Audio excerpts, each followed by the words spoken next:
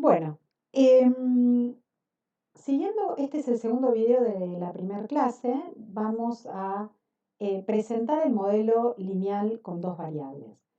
Déjenme primero decirles dos cosas. En primer lugar, vamos a usar el modelo lineal a lo largo de todo el curso.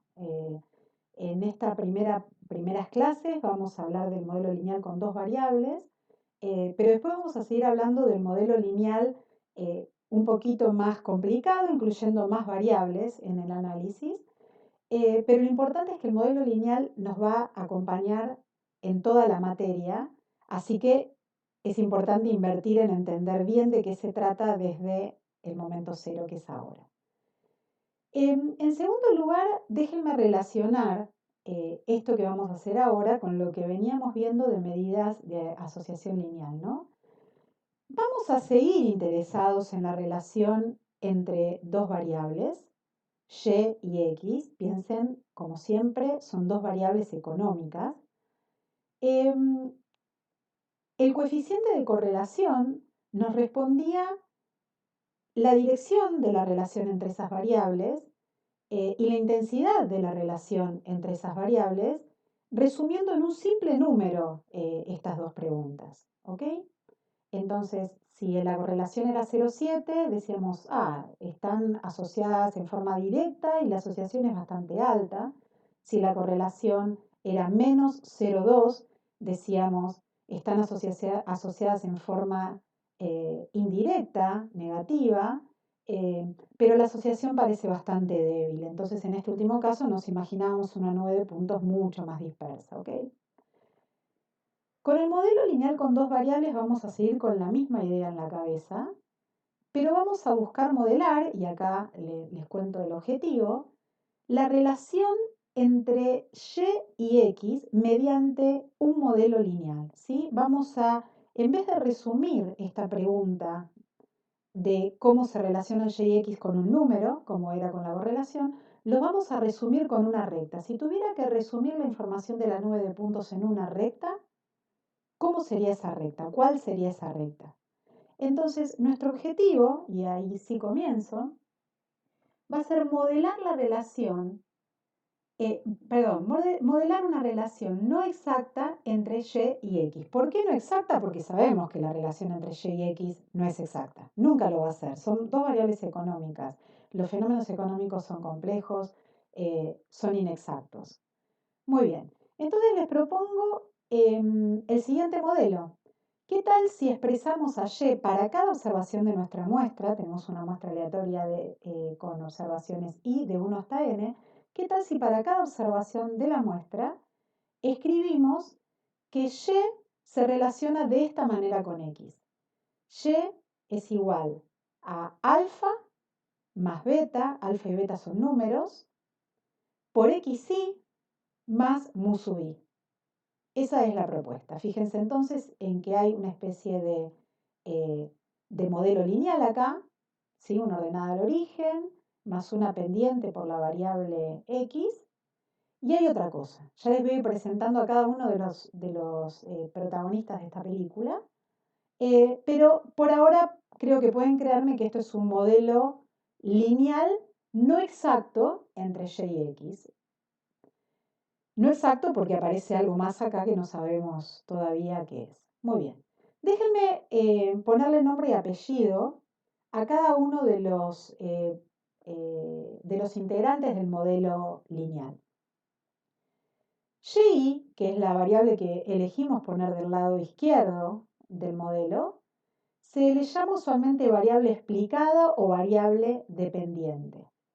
En general es la variable que nos interesa, la variable que queremos explicar, la variable que queremos entender por qué se mueve, cómo responde a otra u otras variables que vamos a poner del otro lado. Esta tiene que ser una variable observable, es decir, tenemos que tener datos de y. Sigamos. La variable x, que forma parte del lado derecho del modelo, se le llama variable explicativa o variable independiente. Es la que vamos a usar para explicar a y. también es una variable, tiene que ser una variable observable, es decir, tenemos que tener datos. Entonces, fíjense hasta ahora, si yo decía que este era un modelo para la muestra de observaciones I de 1 a n, para estas n observaciones tengo que tener datos de Y y datos de X. Alfa y beta son parámetros desconocidos, es decir, queremos resumir la información que está en nuestros datos de Y y de X, ¿sí? En una recta, es decir, de esos datos vamos a tener que adivinar, o estimar, mejor dicho, eh, el valor de la ordenada del origen de ese modelo lineal y de la pendiente de ese modelo lineal. Entonces, alfa y beta son números que no conocemos y que queremos estimar. Estos son los parámetros desconocidos. Y por último, mu sub i, fíjense que es el último término en el modelo lineal, se le llama término de error. Representa a todas las variables inobservables que afectan a Y, pero de las cuales no tenemos datos. O sea, tenemos datos de Y, tenemos datos de X. Hay otras cosas que afectan a Y, no tenemos datos, no las podemos medir. Acuérdense la discusión que tuvimos antes, la habilidad en una ecuación de salarios y cosas de las que no hay información porque no hay datos simplemente o porque son difíciles de medir. Mu sub i representa a todas esas variables inobservables. A los fines de la modelización, siempre vamos a considerar que mu sub i es una variable aleatoria. Entonces, por eso también al término de error mu sub i se le llama término aleatorio. Entonces, como son cosas que no observamos, que no conocemos, resulta cómodo a los fines de la modelización tratarlas como aleatorias. Entonces, fíjense que estamos proponiendo un modelo para la muestra aleatoria es esta, pero nuestros datos van a ser siempre una realización de la muestra aleatoria. Entonces, yo cada vez que les muestre un gráfico de dispersión, por ejemplo, recuerden que eso es la realización de una muestra aleatoria. Muy bien.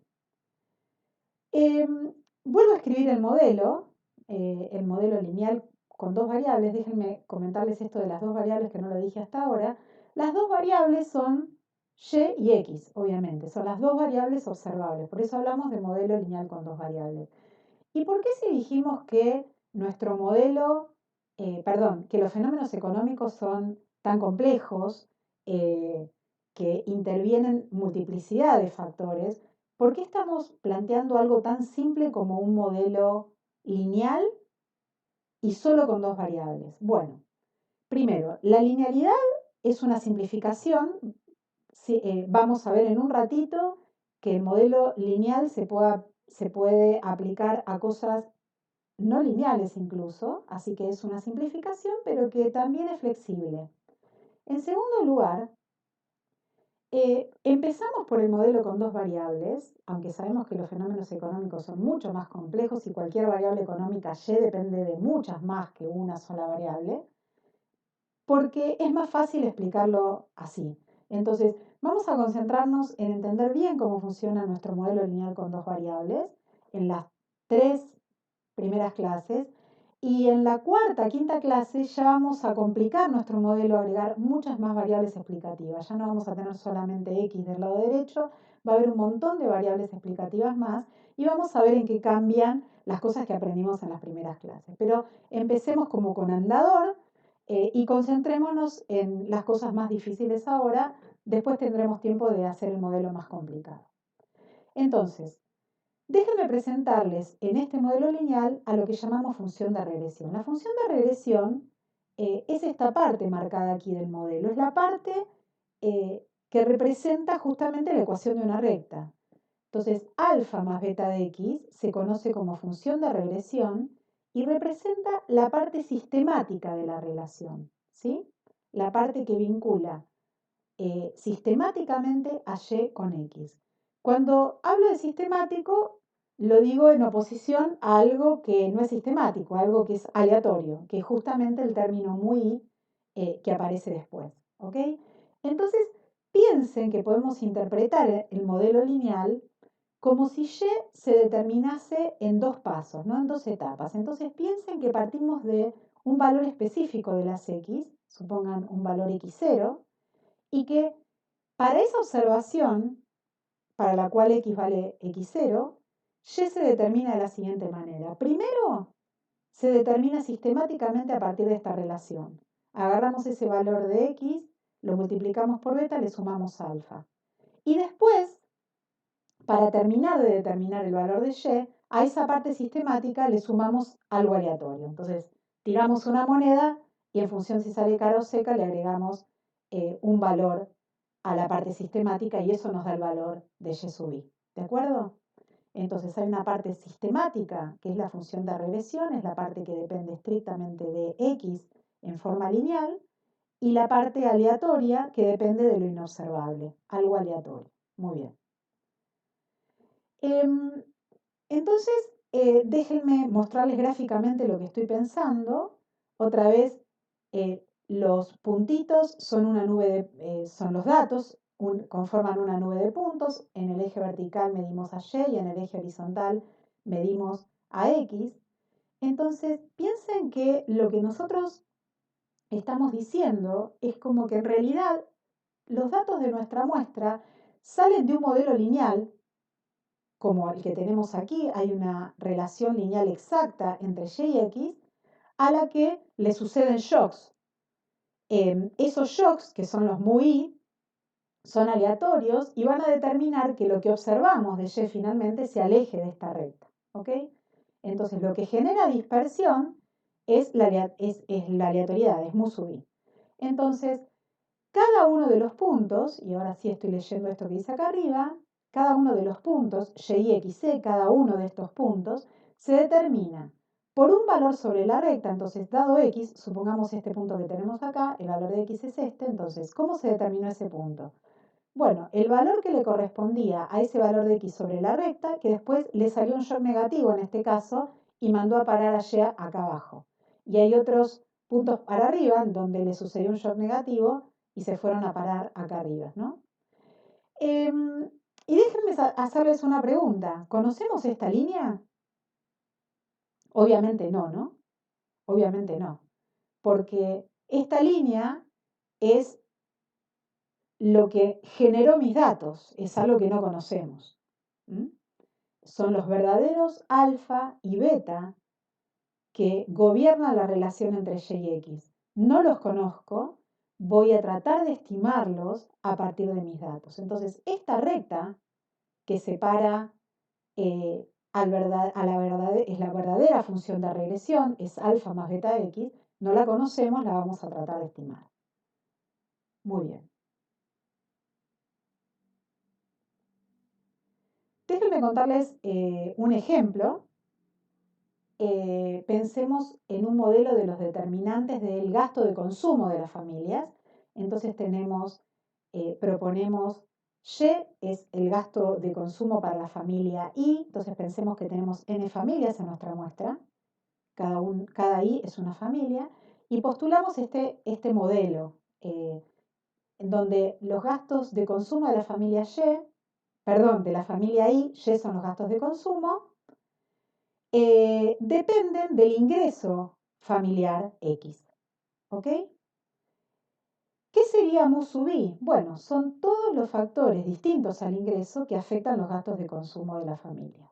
¿Qué pueden pensar ustedes? Si quieren, pueden pausar el video, pensar un momento. Bueno, es bastante intuitivo qué hay detrás de los gastos de consumo de una familia, además del ingreso de la familia. El tamaño de la familia, o sea, la cantidad de miembros en ese hogar, las edades, porque eso de alguna manera va a determinar la composición de los gustos, perdón, la composición del consumo, ¿no? ¿Qué se consume? ¿Qué tipo de bienes? Los gustos, por supuesto, y otras cosas. En el modelo simple, con una sola variable explicativa, todos estos factores entrarían en el término aleatorio mu sub i, ¿no? Los estamos considerando inobservables. Algunas de estas variables estarían en cualquier encuesta de hogares, por ejemplo. La cantidad de miembros en un hogar, las edades de esos individuos aparecen en una encuesta de hogares y por lo tanto es innecesario dejarlas en el término aleatorio. Como les dije antes, esto lo estamos haciendo por ahora para simplificar, para tener un modelo súper sencillo con dos variables. Después de unas clases, naturalmente, estas variables las vamos a aprender a incorporar en el modelo, pero hay otras variables, como los gustos, por ejemplo, que es información que en general no está en ninguna encuesta de hogares.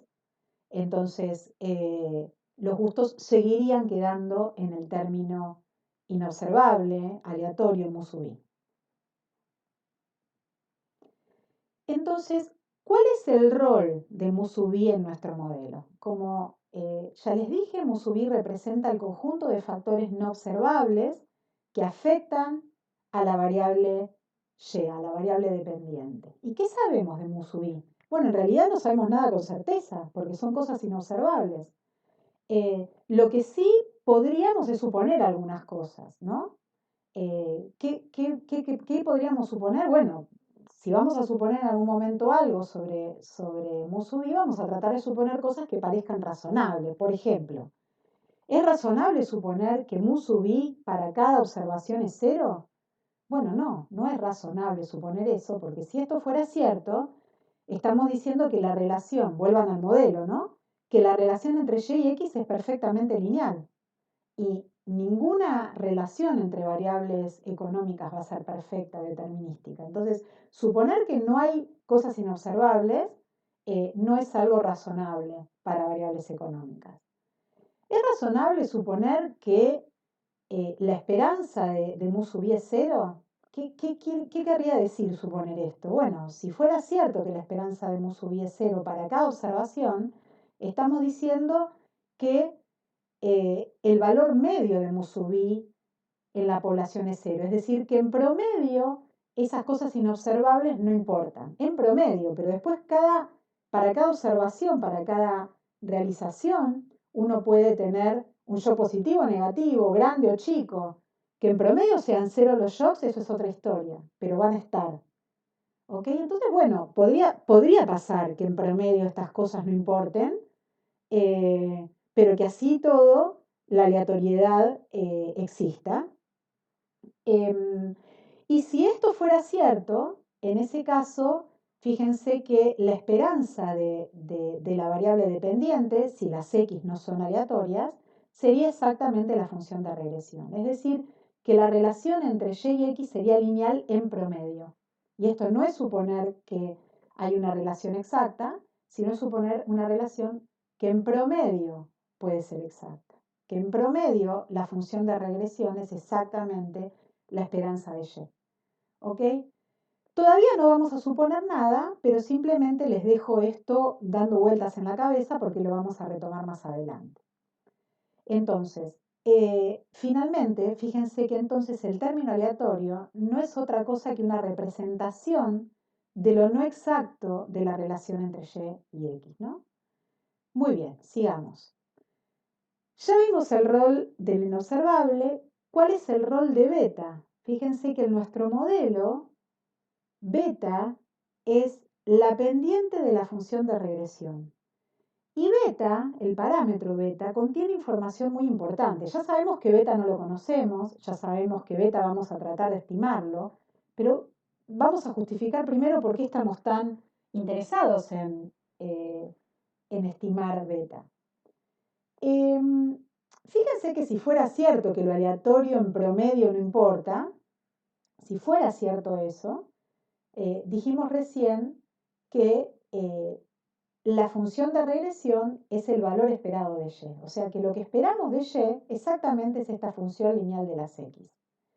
Ahora, piensen si fuera posible mover marginalmente a las x, es decir, si x es una variable continua, podemos derivar esta expresión respecto de x y obtener justamente que la derivada del valor esperado de y respecto de x es exactamente beta. Y esto es así para cualquier observación de nuestra muestra. ¿Por qué? Porque beta no cambia con las observaciones. Entonces, Beta contiene información cualitativa y cuantitativa muy importante acerca de cómo se asocian los cambios de X con los cambios en el valor esperado de Y. ¿Por qué? Porque beta es un número.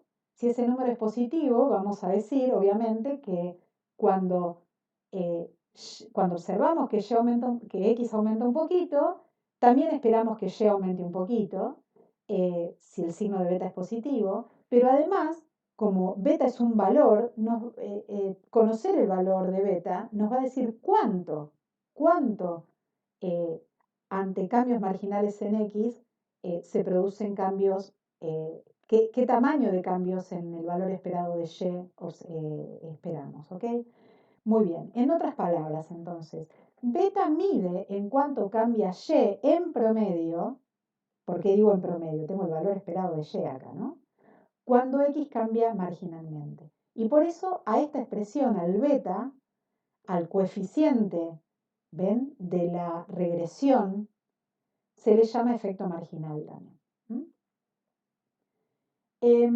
Si X cambia en forma discreta, vale la regla de 3, o sea, vamos a estar hablando de cambios discretos en el valor esperado de Y asociados a cambios discretos en el valor de las X. Entonces, es exactamente lo mismo.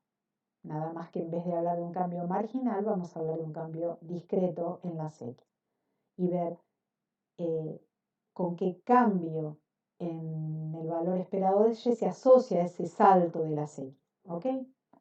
Es crucial en este caso tener en cuenta las unidades de medida de las variables para interpretar al coeficiente beta. Es decir, beta, su signo no, su signo es independiente de las unidades de medida, pero la magnitud de beta, su interpretación, está estrechamente asociada con las unidades de medida de Y y de X. Entonces, déjenme mostrarles eso con un ejemplo, siguiendo el ejemplo de los gastos de consumo de las familias que veíamos hace un momento. Supongamos otra vez que nuestro modelo es este. Tenemos que los gastos de consumo Y son una función lineal de las X más lo inobservable, ¿no? Supongamos que tanto el consumo, recuerden que el consumo es Y, como el ingreso X están medidos en miles de pesos. Y supongamos que beta es 0,8. Obviamente beta no lo vamos a conocer nunca, lo vamos a estimar, pero supongamos que beta es 0,8. Recuerden, Y y X, que son consumo e ingreso, están medidos en miles de pesos. Entonces, ¿cómo interpretaríamos el 0,8? Recuerden que beta era la derivada parcial, si la esperanza de mu es 0, es la derivada parcial de la esperanza de Y, perdón, la derivada total en este caso, tenemos una sola variable, es la derivada de la esperanza de Y respecto de X, ¿ok? Entonces, la interpretación de un beta de 0,8 es la siguiente. Cuando el ingreso de una familia aumenta en una unidad, en este caso son 1.000 pesos, porque X, que es el ingreso, está medido en miles de pesos, el valor esperado de su consumo aumenta en 800 pesos. Entonces, errores de interpretación comunes que ustedes van a tener oportunidad de practicarlos, que valga la redundancia, en la práctica, son los siguientes.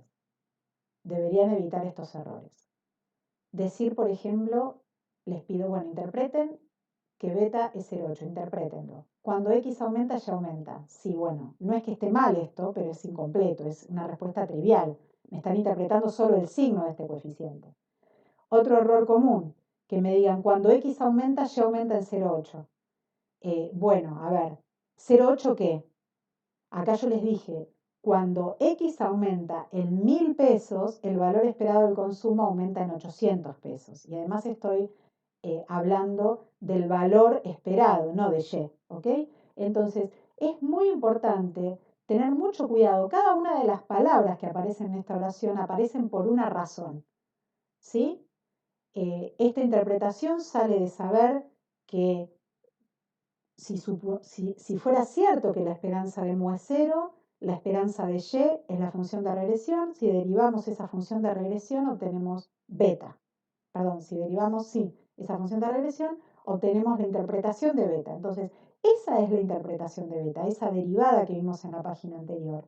Y los valores de beta los tenemos que interpretar a la luz de lo que nos dice esa derivada, que es cuando cambia x marginalmente, cuánto cambia el valor esperado de y, pero además en función de las unidades de medida de x y de y. Entonces, cada palabra en esta oración tiene su sentido.